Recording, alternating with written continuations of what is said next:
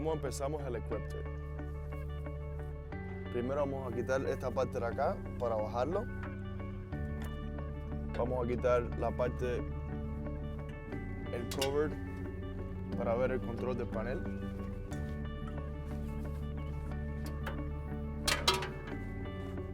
Vas a tener aquí acceso a la llave para poder coger la llave, acceso Bluetooth.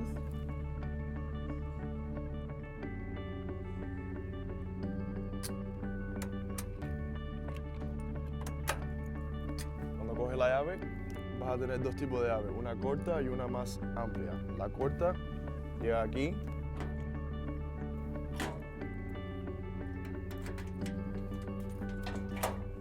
Para abrir el compartidor del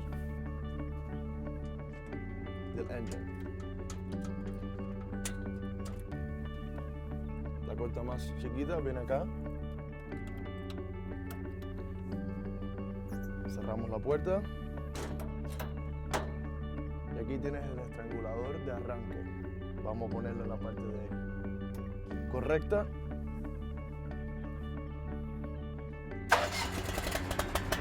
Y puedes quitar el estrangulador ahora.